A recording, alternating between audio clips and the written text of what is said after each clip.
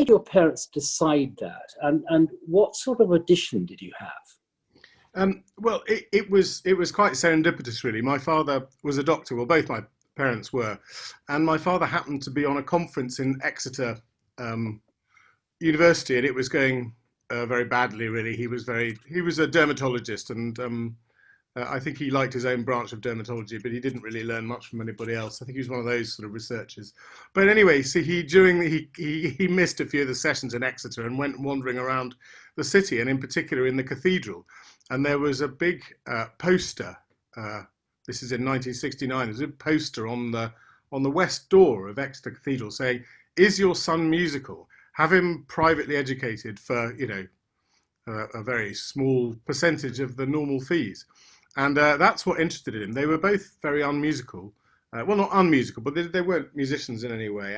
But this did appeal to him, the idea that he could get something on the cheap. And so he looked at the map and worked out that our nearest cathedral was Lichfield, which is about 30 miles away from Stoke. And so he put me in for an audition on the grounds that I used to sit there with my sister playing the recorder by ear. It's what we sort of did in our spare time. And there was lots of spare time because there was no television in the day. There was no Nintendo. And really the only thing that me and my sister used to do during the holidays, which seemed to stretch forever, was play the recorder together. And so on the grounds of that, he thought that I was musical. And they felt dreadful when we turned up, and there were people carrying lots of sheet music, and there was somebody with a bassoon bigger than them, a couple of boys with cellos as big as them. Everybody else had an instrument basically, and I had a little thing in my top pocket, was a recorder. And the audition progressed, and I think they got me to sing a hymn, which I did know. It was "There Is a Green Hill." For some reason I knew that. But and then they said, "Right, what are you going to play on your recorder?" And I said, "Well, you name it." I play songs off the telly, and that's what my sister and I used to do. We used to sit watching the telly, and then when something came on, a theme tune came on, we'd play it. So there's this ridiculous scene which I sort of remember, and my mother remembered till her dying day with crystal clarity, because she felt very bad about the whole thing, because she thought she'd massively put me into the wrong sort of box. And then had the ignominy of her 8-year-old boy turning to the dean and chapter and go, "Well, name something off the telly." And the dean having to go, "Oh, I don't know, sort of Jackanory, I suppose." Yeah, so I played that. And then one of them sort of said "Blue Peter." And I thought, come on, lads, it's a pipe tune that's playing right into my hands. Give me something complex. Anyway, so I sat there playing telly tunes to the dean and chapter, at the end of which they, much to all of our surprise, they offered me a choral scholarship to start sort of 4 or 5 months later. But the short answer to the question is that it was my dad trying to save money, and it probably shouldn't have happened, but it did, because they were very nice.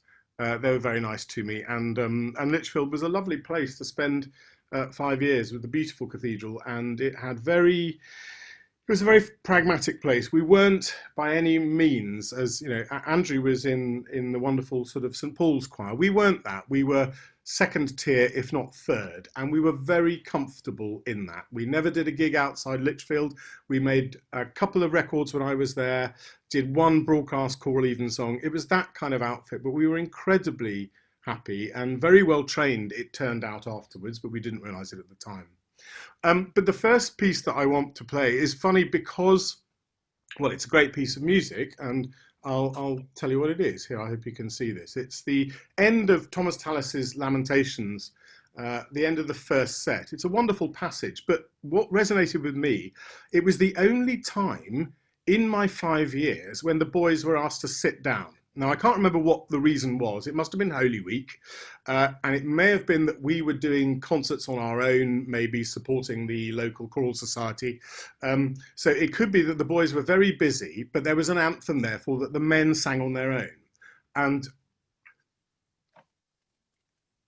I can shut my eyes now, and I'm absolutely there, because it was astonishing, because we shut up, and then the men from both sides stood up, and we were just surrounded by this sound of this music that I'd never heard. So it wasn't as if it was a piece that we knew. And there was all of a sudden, there was this different sound with the altos at the top, this unbelievable music, and us sitting right in the middle of it. And well, this is the music, which you doubtless know, but you have to imagine that you're 9 years old and you haven't really heard anybody else sing. You're very used to singing on your own, but you haven't really heard anybody else sing live. You've heard them on the telly, but you've never been surrounded by it. And we were all just blown away by this.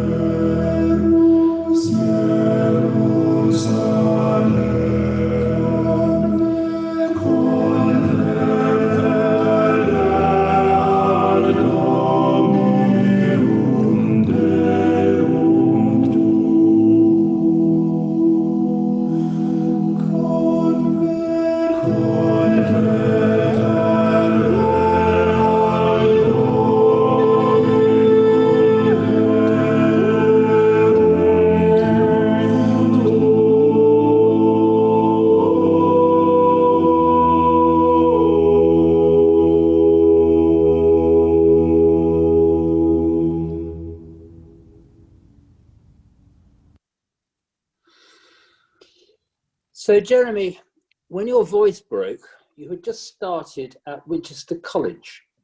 So your musical journey clearly had to change.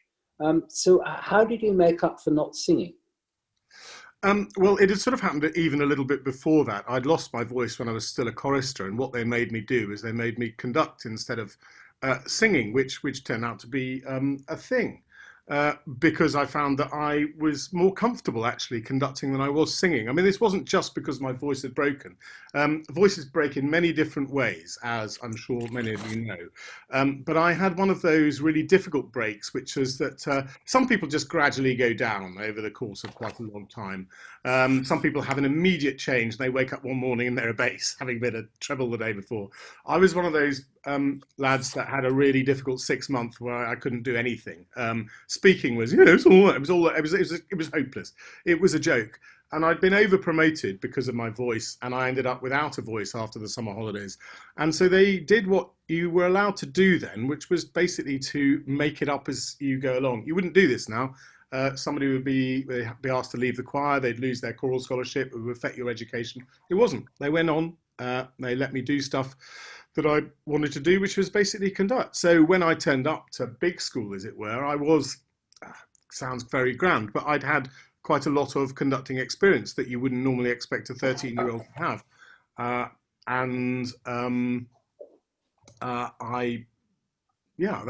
made that a kind of thing. So I carried on with my violin, started to write some music, and conducted an awful lot. So that was what happened there. And as I say, it arose precisely because my voice broke very early and rather inconveniently. So as ever, necessity is the mother of invention. I ended up waving my arms around in time to the music because I couldn't sing along to the music, essentially. So did you enjoy your time at Winchester?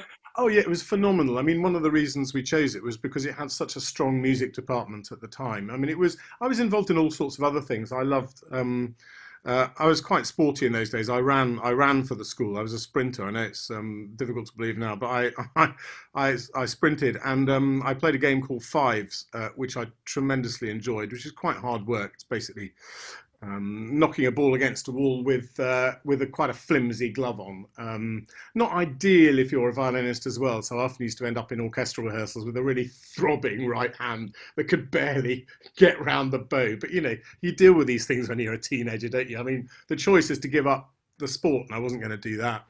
I made a lot of very good friends, but crucially it was all about the music, really. I was able to indulge myself in a variety of venues and a variety of repertoire. It was a very sort of, it felt to me like a very safe environment and not at all the sort of competitive thing that's that's portrayed now. And I think what it was, I think in a place like that, it didn't matter what you were into as long as you were into something. You know, some people were into pottery, some people were building all sorts of things in the projects lab, some people obviously were very sporty indeed, some people were musical, some people were artists. It didn't really matter what you did as long as you had something that you were very turned on by.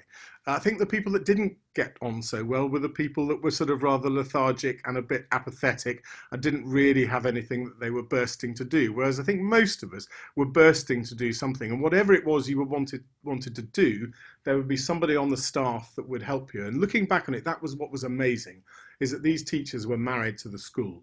I mean, some of them had families, but I mean, they can never have seen them because, you know, morning, noon and night, they were indulging us in all the kind of things that we wanted to learn, and it was a fabulous environment.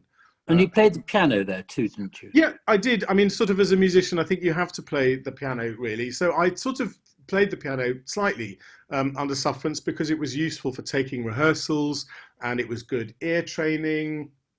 And yeah, it's just one of those things. I think it's useful to play the piano. So I played, and I'm really, well, as you all know, I'm not.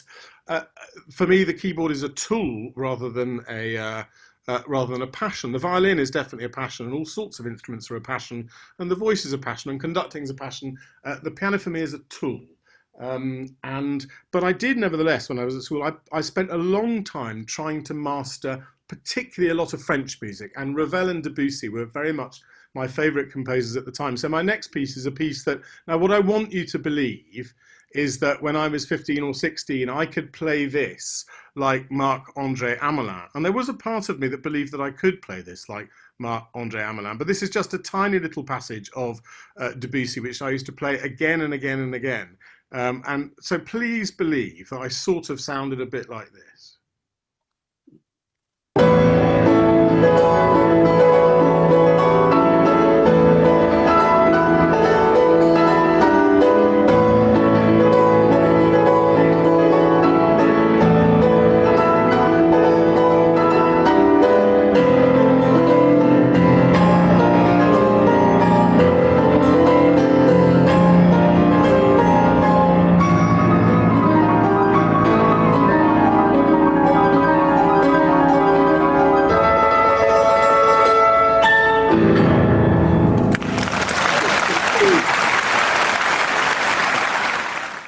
Well, I reckon if you played that there, you must have had a very happy time there. That's all I can say. I've never heard it before. Wonderful piece. Wonderful. It is. It really is. So after Winchester, you went to New College, Oxford. And by that time, of course, you were an aspiring composer and conductor. We haven't talked much about your composing, but I know you did, and also conducting. So how did all that work out when you were at New College, Oxford?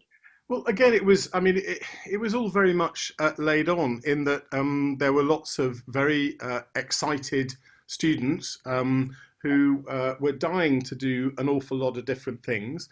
I mean, I went to New College because it has a choir that sings every day, and I didn't really consider myself a singer as such, but I knew that if I was singing Evensong every day, I'd at least have a focus. And actually that turned out to be really a very important thing to have done, because it sort of gave me a reason to aim for during the day.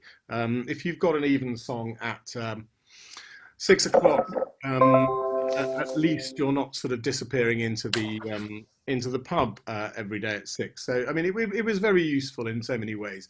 Gave me a focus, and yeah, I conducted a lot. I mean, I conducted all sorts of things in Oxford, particularly symphonic repertoire that I had absolutely no right to do, and people used to pay to come here. I mean, embarrassed to think about it now, but I got through really by the fact there were so many very, very able students. And I think what I loved about it was that often the very best performers weren't actually studying music. They were reading, I don't know, philosophy or French, or a lot of scientists, biochemistry maybe. So they were in the lab all day, let's say, in the chemistry lab all day, and then running back for rehearsals in the evening and staying up late to prepare for their tutorials and lab work. So they were really, really working hard, but still found time to play the various instruments. And I got away with it basically by befriending a couple of the brass lads, because I realized very soon on that if there was a guy called Andy Butcher there at the time, and he was a trombonist and a really ace trombonist. He'd been in the National Youth Orchestra. He knew all the brass players in Oxford.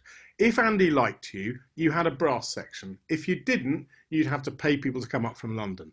And I got on very well with Andy. We liked the same kind of music, but really what we liked was the same kind of beer. So Andy and I got on very well. So at least I always had a brass section. And if you had Andy Butcher's brass section, your strings and your woodwind followed. So I was really bailed out by a lot of very young, talented, driven people. And I just stood there and conducted all sorts of things that I shouldn't have done. But my goodness, I learned an incredible amount. I mean, an incredible amount. I mean, it's probably not the way you should learn. It was more or less practicing conducting in public in front of a paying audience. It's not really the way you should learn, but it was actually the way that I learned. And I suppose if you are in front of an audience, you do realise what your mistakes are. You can't sweep them under the carpet. So it was, yeah, it was an education, and I'm slightly embarrassed about it now, but you know, there we are. And you also conducted the Oxford Chamber Choir, didn't you? Yeah, I did. I mean, I conducted orchestras and choirs. I was basically what I did most of the time when I wasn't composing, because I still had designs on being a composer, and I was particularly interested in French 20th century music. As I say, I started off at the early 20th century when I was at school with Ravel and Debussy and got to know every note that they wrote, and I gradually moved up the spectrum of French music, and by the time that I was at Oxford, I was very definitely into the modern or the living French composers of the time. Pierre Boulez remains a great hero, particularly since his death. But the music of Olivier Messiaen, my composition teacher James Wood had actually studied out in Paris when he was after he graduated from Cambridge, and he went to study with Nadia Boulanger, the great educator in Paris, and he did some work with Olivier Messiaen. And Messiaen became a very important composer for me because my composition teacher loved. I think that's what you do, isn't it? If you're enjoying your composition lessons, you enjoy the passions of your own teacher. And one of the passions of my teacher James Wood was the music of Messiaen. So music like this. I mean, I absolutely drenched myself in French 20th century music when I was a student. This is just a short passage from Messiaen's symphony, post-war creation, a very, very colourful creation indeed. This is the sort of music that I died for when I was a student.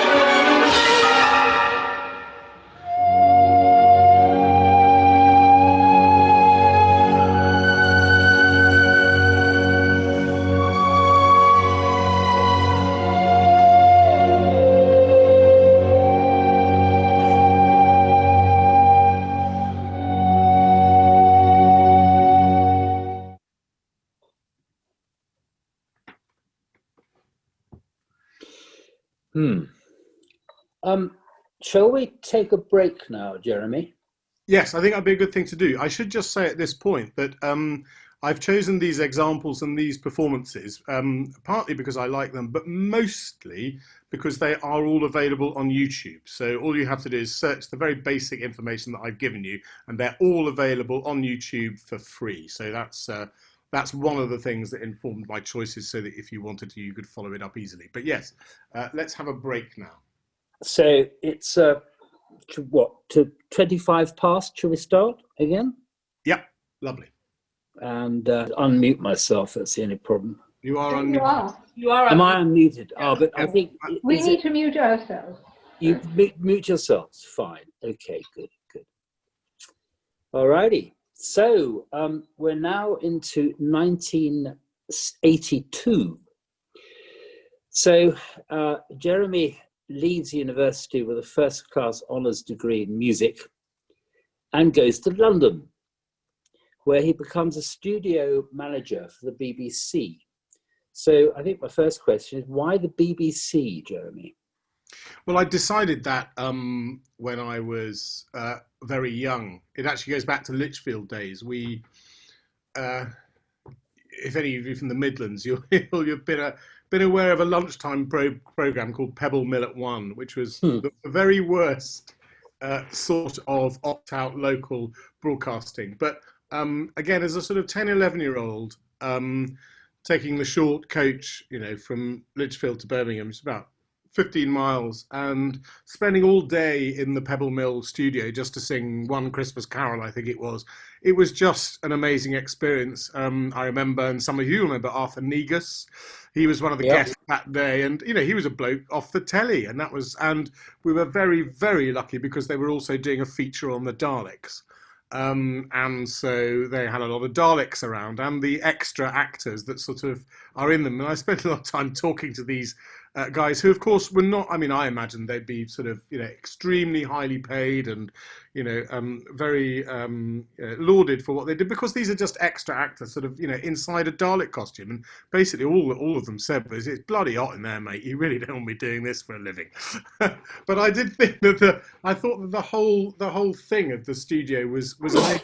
But I wasn't really into the television side of it. I was more into the radio side because I was at the time I built a lot of crystal sets and 2 or 3 transistor radios. It was my passion when I was very little, when I wasn't doing music, was building radios. And so I decided that actually the engineering side of radio is where I wanted to be. And as I say, this trip to Pebble Mill, because I begged and they let me in to see, gear that they had, and I was transfixed by all this stuff. And so it was where I'd always wanted to go. And I recorded everything that moved, and all the spare money I had that I wasn't spending on records, I spent on bits of recording equipment. And so I listened to a lot of radio. And the numbers applying for the BBC are massive, and the number of people that they choose are tiny. But actually, the reason that everybody applies for those kind of jobs, but the fact is, the questions at interview are really obvious. It's sort of, well, discuss a few radio shows that you listen to. Well, I could be there forever. I mean, and they always said 90% of people were unable to talk about a radio show because they didn't listen to radio. You think, well, why are you applying for a job in radio? And then their next question is, so, what have you recorded? And I said, well, where do you want me to start? I started at 8, recording a cathedral choir, on and on it went. And they sort of had to shut me up. And again, some people would sit there and they said, well, what have you recorded? Oh, well, I don't really do that sort of thing. I said, well, why are you applying for a job in radio that you never listened to, working in the tech part of it that you don't know anything about? So all these numbers of people applying, and actually, there were 30 of us in 1982 that were chosen. And I think we were the 30 that actually had some recording experience and that actually did listen to radio. I don't think it was a difficult choice for them, frankly. So that, I mean, I'd always aimed to do that, and I applied for lots of other jobs. I didn't put all my eggs in one basket. I applied for various computer related jobs, systems analyst, that kind of thing, which I was vaguely interested in. An acoustics course in London that I didn't get into, actually. But so I applied for a number of different things and didn't get anywhere with those. But I got the job that I wanted, so that was fine. And it was even better than that because I started in the November, having graduated in the June. So I basically had a fantastic summer of going around the world doing various choir tours. So it all worked out extremely well. But anyway, the point is that I ended up in a job that I really wanted to do, essentially playing around with gear for the BBC, who frankly at the time had the very best gear known, to man, really. And it was very old school because of when it was. It was all analog. Digital was a thing of the future. There were no computers. So we were editing 1/4-inch tape, magnetic tape with razor blades and sticky tape. We're using very old-fashioned microphones, the microphones that you see on the sort of the old newsreels. We were using those. There was some of the gear we were using was already in the Science Museum. So, but that was fine. We were really learning how to make radio from the bottom up. And I slightly have a problem now because I now produce recordings, and I often produce with some people considerably younger than me who basically hide behind the technology, and you can do anything on a computer now. And I think that's kind of teaching really. I basically, when I make a record, if I can't myself imagine making it with 1/4 inch tape, a razor blade and sticky tape, I won't insist on doing an edit there. But the young ones, they like sort of, they like to use the technology to the full and, sort of play around with things. They like a challenge, whereas I like a performance, and I like to replicate that performance rather than letting the tech get in the way. So it was absolute heaven for me. It was 7 wonderful years. And the great thing about the way that I did it was I worked in all the departments. I did a lot of news because I wanted to work shifts, so I could basically, if I did Today program a lot, it did mean getting up at 4:30, but on the other hand, you were off after the world at 1, so I was off at 2 o'clock often, plenty of time to run to another part of London, do an afternoon rehearsal and a gig. Go to the pub, stay out far too late, set the alarm clock for 4 the next morning. But it was a very good way of not having to take any annual leave and saving up all your annual leave for choir tours. So actually it was great. So I did a lot of news for the shifts, did Radio 3, obviously, quite a lot of Radio 2, funny enough, and drama. I absolutely loved radio drama, either selecting the sound effects off record or more usually being there in the studio with the actors. And it's exactly, you're treading in gravel pits and opening sort of fake doors and sipping cups of tea. I mean, exactly, you see sort of things on the Goons. That's actually how it was done. It's not done like that anymore, but it was done like that when I was doing it. And it was an absolute ball. I mean, I cannot tell you how much fun it was. And in the meantime, I was also doing a lot of music as well. And as Barbara was just saying, that's when I didn't exactly discover early music that way, but I did a lot of singing in the 80s when I wasn't at the BBC, and working with groups like the Academy of Ancient Music and with the London Handel Festival and wonderful people like Emma Kirkby. I got to know all these people, to work with them, and Roger Scovey-Crump, and Michael Chance, and all these, they were the people at the time, and it was just having a ball. And then, as I say, sort of not sleeping very much and going to work early at the BBC. But so I got to know all these performers, particularly of Baroque music. I'd started to conduct a few of them myself, but a lot of the times I was actually in sort of the choir, sort of backing them. Well, you founded the Oxford Camerata, didn't you, during that time, 1984? Yeah, exactly. Yeah, and we did mostly 16th century music. We did a little bit of 17th century as well, but mostly 16th century. And then for my Baroque stuff, I worked with people like we're about to hear now. And Simon Preston had been at Oxford when I was there, and he never officially taught me, but one of those wonderful people that just I was able to go to for advice. He then came to London to conduct Westminster Abbey Choir. And so, I kept up with these people and ended up working with them all in various capacities. Handel's Messiah is, as you all know, my second favourite piece of music. So here's the wonderful Emma Kirkby singing live in Westminster Abbey in the 80s. I don't think I was actually at this performance because it's the choir of Westminster Abbey. I might have been in the audience, who knows. But anyway, this is the kind of music that I was doing when I wasn't cutting tape and rattling teacups. In BBC Radio, I was singing for people like this.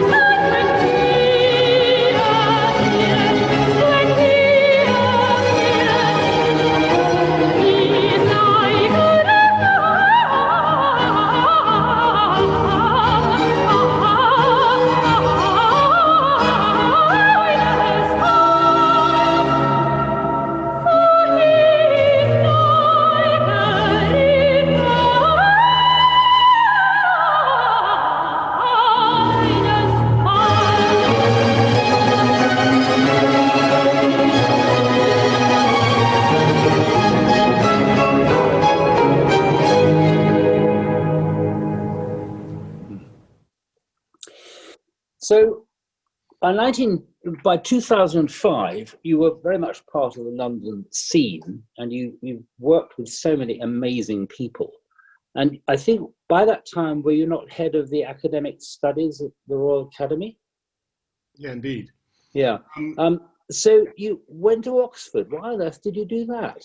Well, I'd done London quite a lot. So I did the 7 years at the BBC, and then I left the BBC as a tech, but I carried on as a presenter, which basically put me in a good place, because if you're a freelance, you can say no, you can do the stuff that you want, and not the stuff that you don't, which is kind of how I've been for the last 30 years, on that front. And went to the Royal Academy of Music, and yeah, became head of academic studies, and ran the undergraduate program, which was a very exciting time, really. And London was great, and I got more and more involved in the London scene. But I'd always had this other life in Oxford as well, with various people stayed on in Oxford that I knew. Various people had moved there. I mean, it was, I suppose, it's about you get a bit more space for your money in Oxford. I thought, well, look, I know a lot of people in Oxford. The lines of communication between Oxford and London are brilliant. At the time, there were two coach services, the Oxford Tube and the X90. So basically, any time of day or night, you could get a tube, the Oxford Tube, to and from London, between London and Oxford. I thought, well, why don't I go and live in Oxford? I'll have a larger place. I'll have a lot of people around me that I know. It's easy to get to London.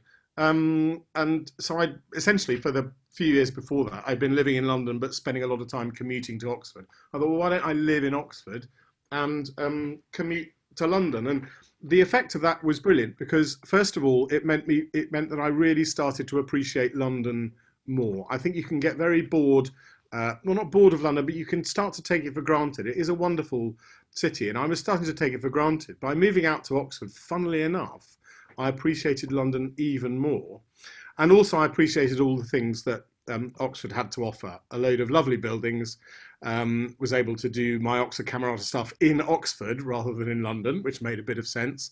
We started the group Oxford Baroque, another wonderful group of people, and essentially the people that we call Mayfield Baroque are essentially Oxford Baroque performing in Mayfield.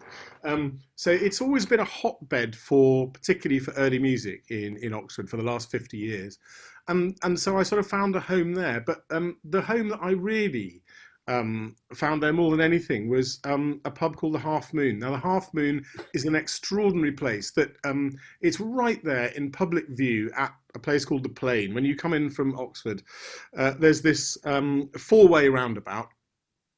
It's called the Plain, and Magdalen College School is there. And there's a tiny little pub called the Half Moon that nobody in their right minds would go into. It doesn't seem very appealing at all.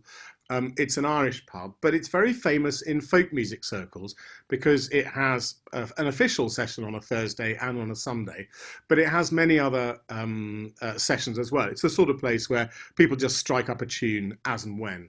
And I felt very comfortable in this pub, first of all, because I knew the landlord, and he had a narrowboat, and I used to look after his narrowboat when he couldn't, and I used to run his pub when he couldn't. So in other words, he used to go off at about 3 in the morning and leave me the key, and we had an honesty bar, so I basically sort of run the bar until the light came up or whenever. So we basically had this playground which was full of folk musicians, a few jazzers, and some of us who didn't have, as it were, sort of proper jobs. As you realise, being a university lecturer and being a musician, it's not that it's not a proper job, but you don't work regular hours, and it's quite all right to go to bed at 6 because you probably haven't got anything to do till 6 o'clock that evening. So this was basically how it went. And some of the people that I enjoyed meeting most in there were members of the group Bellowhead, or they became Bellowhead. They kind of formed in the Half Moon, more or less, and they were forming themselves as I just moved there. They just formed themselves. So I fell in with this crowd, some of whom been classically trained, some of whom not. But in particular, I fell in with John Bowden, and it was one of the weirdest nights of my life when I first met John. I think I'd met him back in the day, but I think it was 2005, 2006. I just moved to Oxford, and I was sitting there jawing on, and John was drawing on. I said, yes. I said, I do a bit of folk singing. I said, but I've never really done any folk fiddle. I said, I've got a fiddle, but it's just a normal one. I just sort of play classical. He said, oh, well, that's convenient. He said, because I always carry two with me. So pick this up. So he got, damn him, he got his spare fiddle out. I put it under my neck. Well, first of all, I put it under my neck, and he said, "I don't think so, love." So I took it there, put it off, and off we went. And it was just inspiring. So, but it was always, I always had to sort of choose my moments, because while I was very happy to play in there in front of certain people, in front of John Bowden, it was always slightly embarrassing. But anyway, the point is, I fell in with this lot of folkies who are a magnificent group of people, and it won't surprise you to learn that actually they're an awful lot more than just folk musicians. They know about an awful lot of different music, and crucially they know about an awful lot of different things. They're real polymaths, that lot, and so they had this sort of haven. We all had this haven that is the Half Moon in Oxford. So something obviously that I'd like to play is a track from Bellowhead. I mean, it could be any of their stuff. Sadly, they've now disbanded.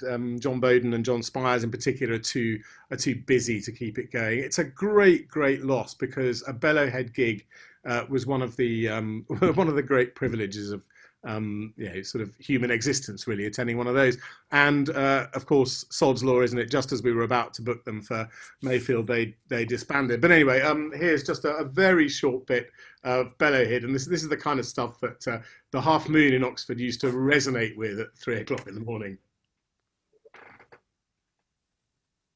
Looking around that room, there's nothing I could see but a woman shipped an apron that were no use to me, with a barrel for a suit of clothes down Jerry Street forlorn, where Martin Churchill took me and he sent me round Cape Horn. So sailor lads, take warning, when you land on New York's shore, you'll have to get up early to be smarter than a whore. And away, 17, my dear Annie, all you New York girls come to dance upon me. And away, 17, my dear Annie, all you New York girls come to dance upon me.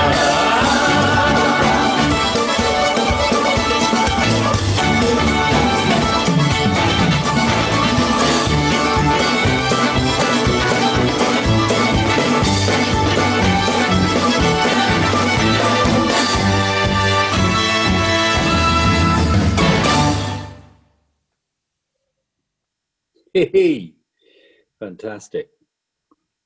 So, but during that time, I mean, the dates we're looking at here are roughly from 2006 to 2015, when you moved back to London. During that time, of course, we met, and you became director of the festival and also musical director of the choir here. So we need to learn about that in a bit later. But also in 2010, you became musical director of St. Luke's in Chelsea, didn't you? Yeah, so it was getting ever so slightly odd, because there I was in Oxford. I was working at the Royal Academy of Music as head of academic studies and head of undergraduate programmes. I was director of music at St. Luke's, Chelsea, and I was working for you lot. And I mean, brilliantly, and I don't want to harp on about it too much, but it was all made possible by the Half Moon. So, for instance, I would leave you on as it was in those days, Thursday evening. I would get the whatever it is, the train that I get, the 9 whatever, and I'd get into London, sort of 10:30, 10:45, get on a coach. And brilliantly, I'd be in the Half Moon at about, exactly 12:15. It worked out. Which would, normally be finito, but it was just warming up at that point, because just basically all the lecturers were turning up, all the Bellowhead lot were turning up because they'd done their gigs. So everybody would convene after midnight in the Half Moon. So actually, it's probably the only place in the world that I could have made something like that work, and basically did what I had always done, really, since I was very little, is become a night owl, which has always been my preference. So I would whittle away the time there, and then sort of basically not get up in the mornings very much, because I didn't have to. So but it did start to get a little bit daft in that I would basically, whenever I needed to do anything apart from drink and play folk music, I needed to get on a train or a coach to London, and then sometimes even further, like to come down to you in Mayfield. So something had to give, and what had to give was effectively living in Oxford. And so what really happened was that Helly and I decided to get married. So we had a discussion. She didn't really want to live in Oxford. I mean, she'd been after my time, but she'd been a student at Oxford. But I had a lovely house in Oxford, but she didn't want to live in that. So we pooled our resources, and I got rid of the place in Oxford. She got rid of the place in Ealing, and we moved to Hammersmith, where Effie was born. Well, she was born down the road in the Chelsea of Westminster. So she was born in Chelsea, as her passport proudly announces. But basically, she's lived in Hammersmith all her life, and Helly and I have lived in Hammersmith practically all our married life as well since 2015. So it was a sort of necessity. But again, I sort of appreciate Oxford more now that I have to make an effort to get back there. And of course, this year I've hardly been there at all. The Half Moon is barely functioning for obvious reasons, and with that, the folkies don't have their venue. So this year has been very difficult all round. But the good news that's on the horizon now means that I think there will be, certainly sometime next year there will be folk evenings again in the Half Moon, and I'll be definitely going up there to partake in that. But as I say, I always find that wherever you live gives you an appreciation of the place that you're not currently living. So here I am in London at the moment, missing Oxford from time to time. Yeah.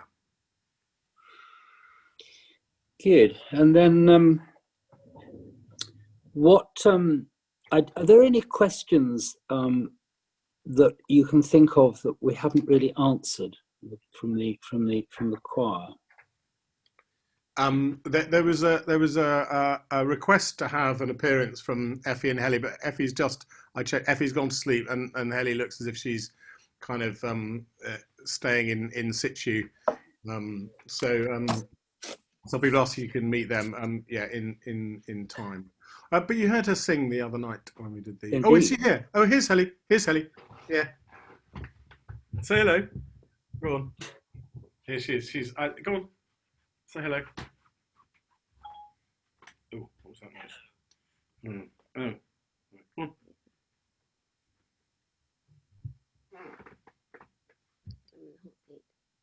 Yeah.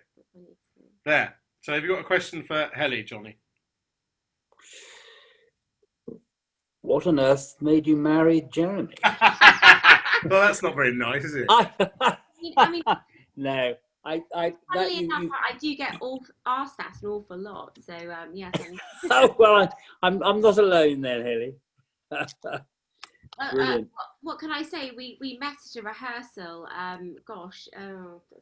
13 years ago. And we're friends for a very long time. I think we did Dixit Dominus. I think I seem to remember at St John Smith Square. And I think we spent a lot of time trying not to be together, and I think eventually realised that being together was the only way to sort of survive, really. Because you're in St Luke's choir, aren't you? Yes, by being with Jeremy, that's how I've ended up in the choir. But no, that's not how we met. No, we actually met through the Elysian Singers. Oh, right. Jeremy guest conducted back in 2007. Yeah, and Ellie, tell us something then about St Luke's choir, because it's a very important part of both your lives, and I know Jeremy's always talking about it. So it'd be nice to hear from you, maybe how what sort of things you do, what sort of things you sing, how often you meet, and what the services are that you have to do, etc., etc. I mean, I can best describe it as a family, really. Back in the day, we started on a Friday night. We rehearsed for a good hour and a half, and then carry on till whatever time in the vestry. We meet again on 9:30 Sunday morning. We do a Eucharist. We generally go out for lunch together. We meet again for evensong, and then we're still in the vestry till goodness knows what time on Sunday evening. And then those of us who do it for the love rather than the money stagger into work on Monday morning. So, but no, in terms of singing and the standard of music, it's phenomenal. You've got a real mix of mostly many ex-Oxford and Cambridge choral scholars who you know, have gone on to have fantastic careers. So we have some wonderful, wonderful debates and, you know, very intellectual conversations around the vestry table, which I think we kind of regard as the home of St Luke's, really, in our vestry. But, you know, people that really want to make music to a very, very high level, but also have, you know, do have careers outside of music. So it's that lovely balance of, I suppose, what many of us have kind of wanted to continue from university, of that very high level of music making, you know, alongside some very, very professional careers. So really good sight readers, really, really good singers, and, you know, a real appetite to explore new music and do wonderful performances together. So no, it's a very special community. Brilliant. Right. And yes, I think we're coming up to time, aren't we? So will you move back to your final piece, Jeremy? Yeah, well, this is an easy one. You may have noticed that I haven't played the game that they do these days. Is all the people on Desert Island Disc, basically it's all been led by the PR people. I mean, these are genuine pieces that I like and I've been associated with during my time. And the last one is very easy for me because it's my favourite piece of music, which we've done together with Mayfield in the version that you know that I prefer, which is the very original version, just for 9 strings and organ, the real raw, proper liturgical thing where basically the strings are just an extra sound that come out of the organ, and it means that the choir is very audible. You can hear all the textures of the choir. They aren't drowned by the big orchestral version, which incidentally was not Fauré's. Fauré did not orchestrate his own requiem. That was somebody else, as one of his pupils. So as you know, I like to do it in this very transparent version, and I've chosen just because it makes sense to my own recording, just because when we made that, it's a long time ago now, over a quarter of a century ago, I think, but I can still remember it. It was an amazing performance. They recorded 70 minutes of music in a day, basically between the hours of 10 in the morning and 10 at night. Extraordinary performance for a student ensemble, singing my favourite piece in the version that we were the first people to record that version. It was just an extraordinary day, and it's my favourite piece, and obviously I love the performance because I was there.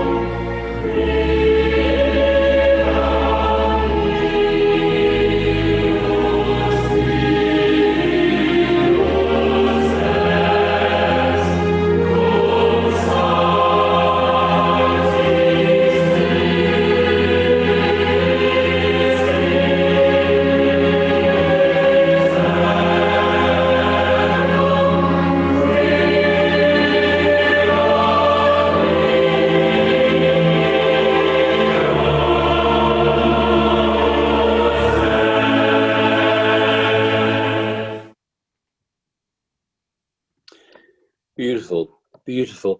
So, Jeremy, we now know what your favourite piece of music is. I know that was one question that was asked. But what book would you choose to have on your desert island? Well, this is the thing. I mean, if this were led by the PR people, then yeah, I heard that, teach yourself Chinese, give yourself something to aim for. Or what else were they saying? I mean, I might say, oh, I'd need the Bach Preludes and Fugues or something, and that's what they'd ask you to say. But actually, the book I'd really want to take is this, which is my favourite book from childhood. Lovely. And there are 2 reasons for it. First of all, I absolutely adored the book, and it's a beautiful, beautiful fairy tale. Really, it's a fast fairy tale. But when I was little, it was read on Jackanory by Kenneth Williams in just the most unbelievable way, with all his voices. And I mean, he made a very silly, very funny story even sillier and even funnier. And I've searched it on YouTube again and again, and it doesn't exist. I mean, it could be one of those ones, it was I mean, that's the thing, you revere these things now, but there we are in the sort of, the early 1970s, it was just another Jack and Ori. And, in those days, it wasn't all digitally stored. Even a Jack and Ori sort of series of 5 episodes would take up a lot of film. And sadly, it was probably ditched. But I live in hope that one day on YouTube, I'll search The Land of Green Ginger, Kenneth Williams, it will come up. But it was just, I mean, I can remember when I read the book, I can hear Kenneth Williams speaking it. So that's the book I would take, because I've still got it's my very own copy. Brilliant. 4 shillings. 4 shillings. Lovely. And then finally, we've had a conversation about what you might take as a luxury, and as you know, I got it entirely wrong. So, what luxury would you take? Well, I mean, you're all very charitable. So yeah, the accordion, that wasn't so charitable, Barbara. But the recorder, could take any one of the recorders and stuff like that, or somebody's an instrument you don't know that's not the accordion. Yeah, I mean, you could take all of those things, but and I'm sure that the PR people would make you. But I would take this. Oh.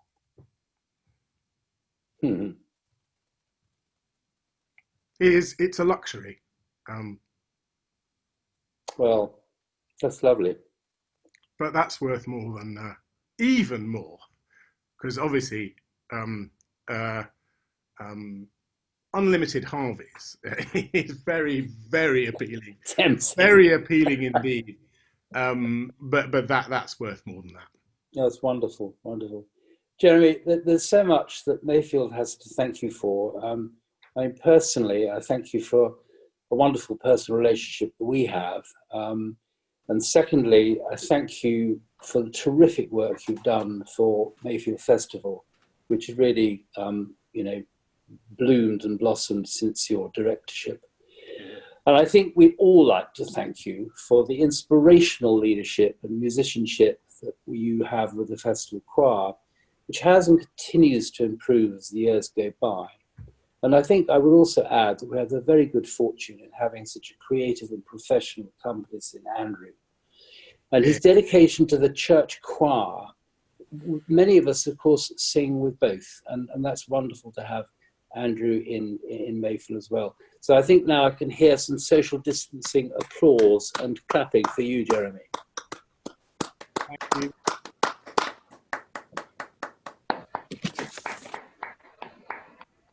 So, over to Mr. Taylor.